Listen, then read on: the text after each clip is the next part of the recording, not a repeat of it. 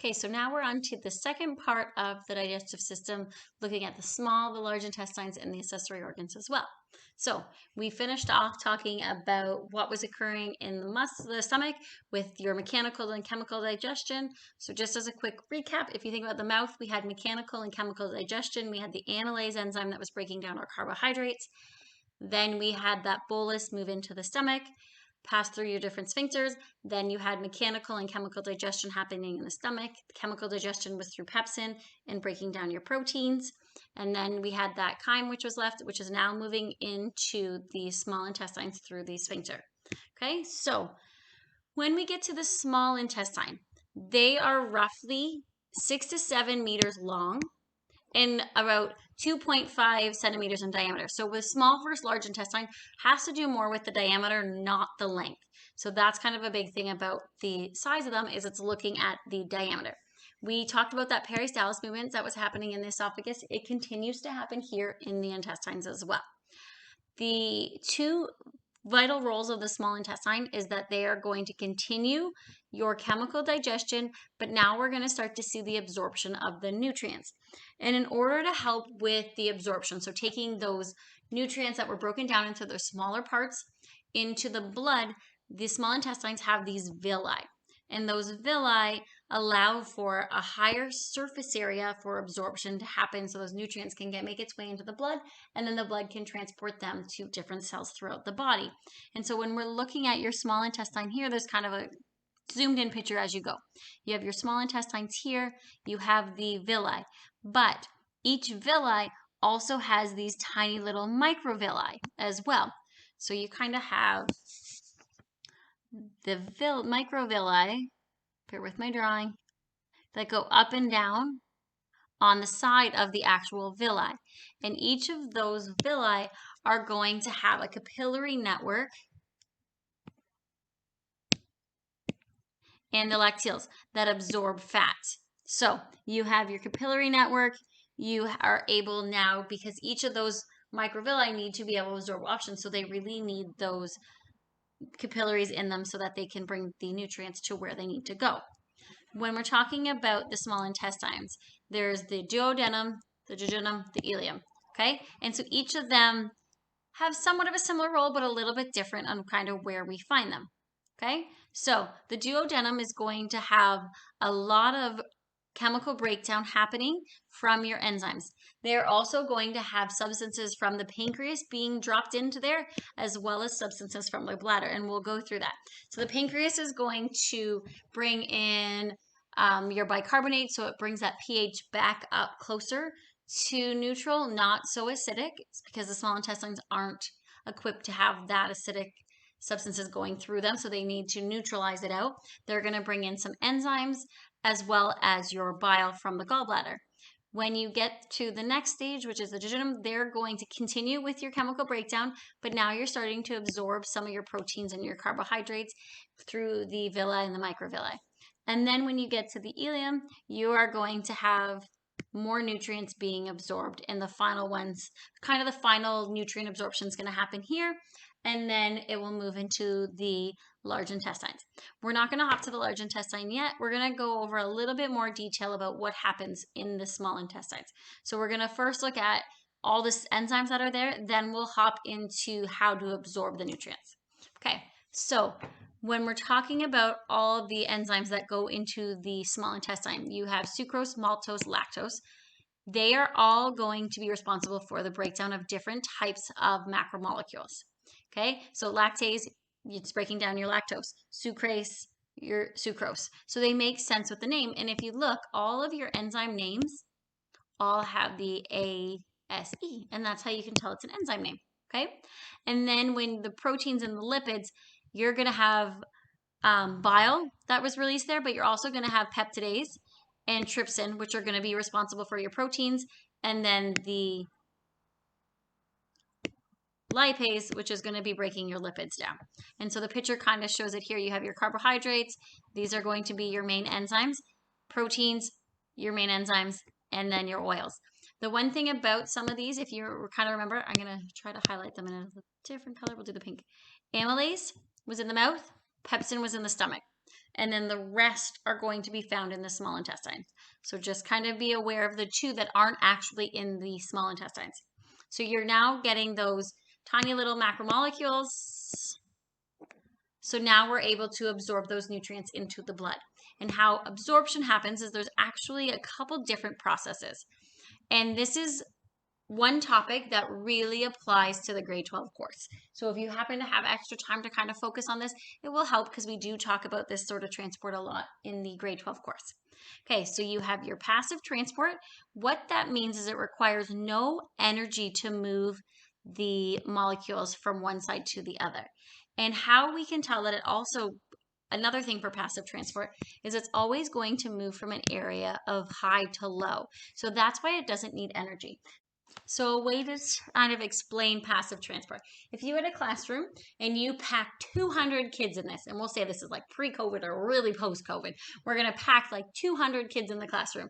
And then I open up the doorway of my room to an empty hallway. Where are students going to want to go? You're going to see them start to trickle out to the hallway because there's more space. And so that's the idea of passive transport. I didn't need to do any energy to get them out. They just found an open door and they moved through. And so that's the idea of moving from an area of high concentration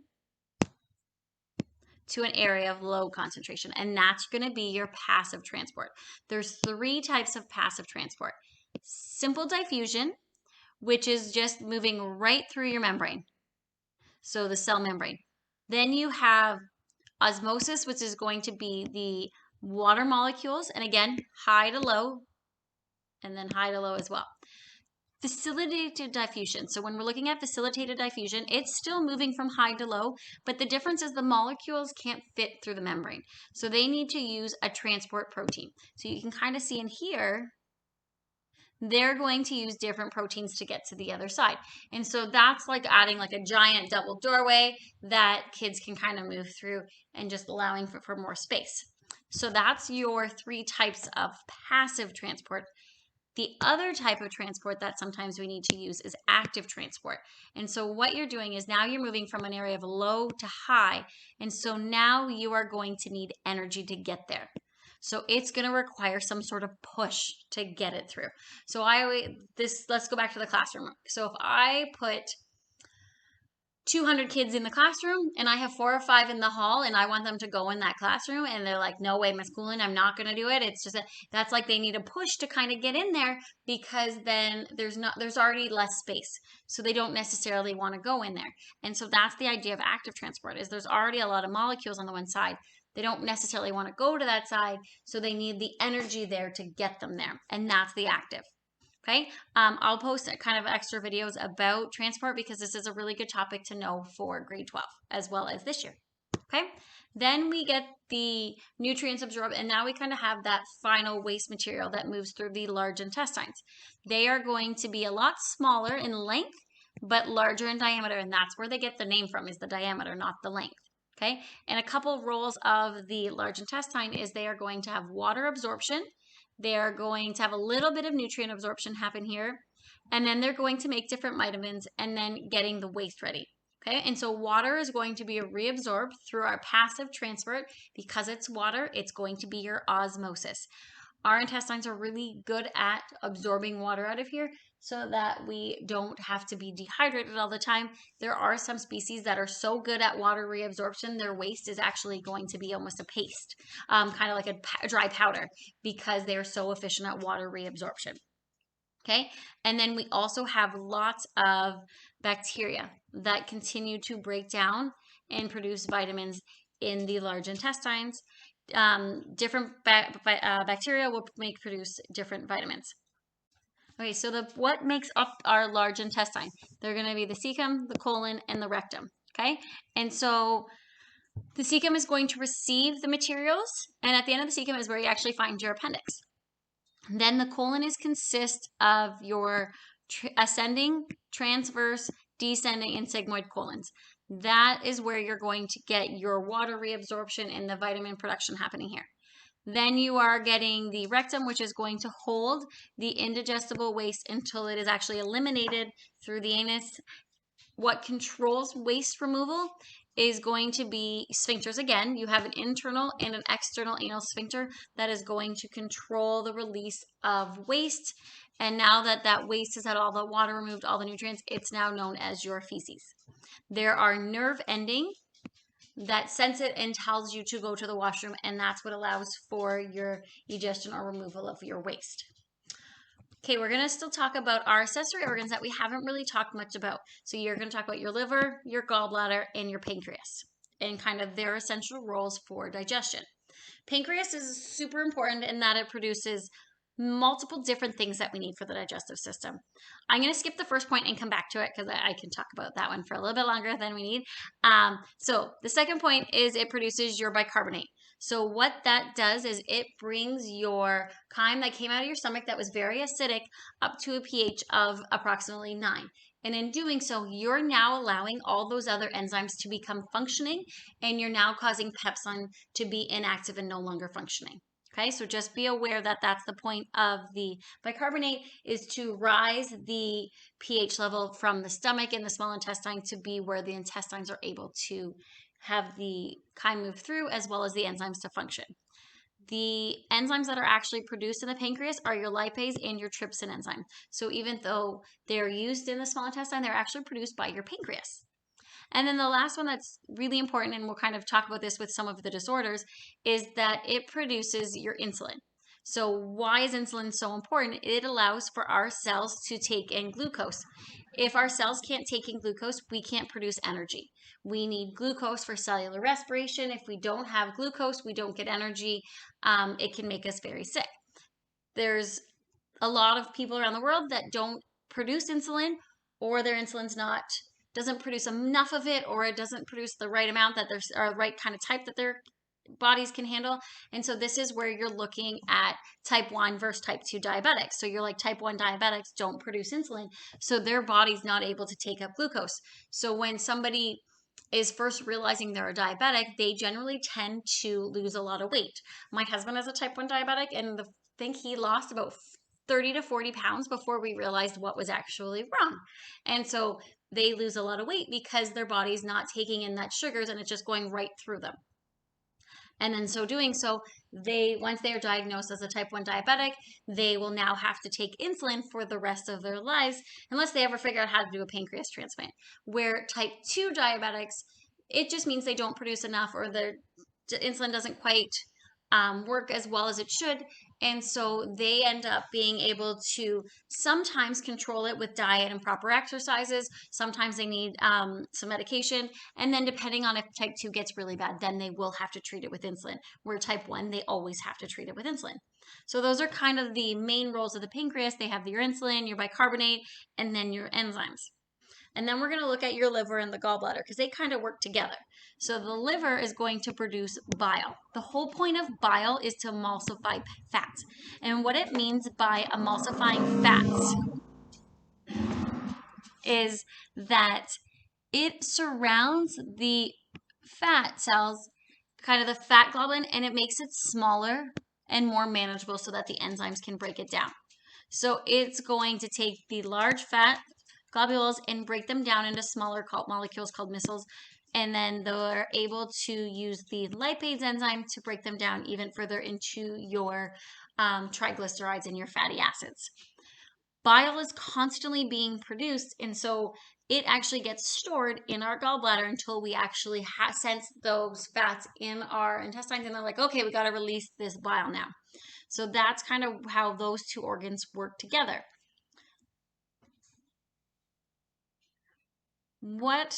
So that's kind of the 3 accessory organs. What I want to do is go through and do a little bit of summary. There's kind of some empty tables and like little flow charts on your notes.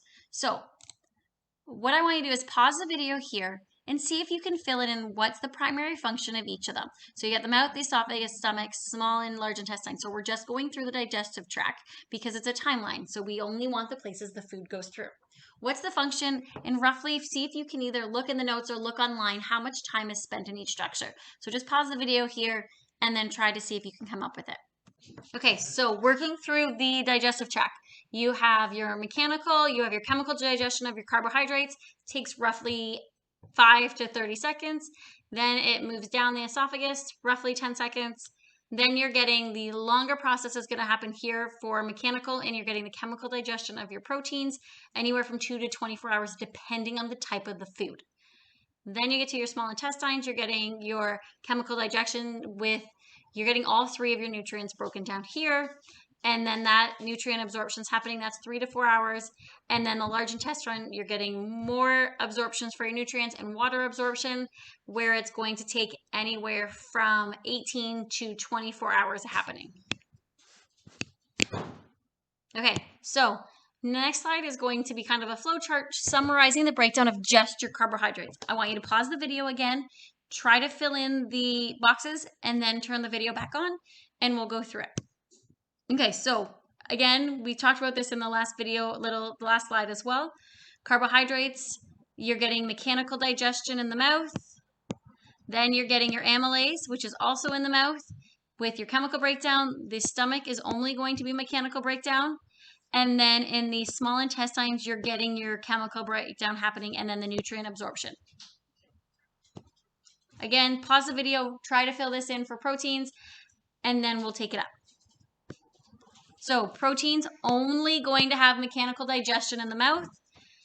Stomach muscles, we're going to have mechanical breakdown. Now we're adding in that pepsin enzyme that's going to allow for chemical digestion in the stomach.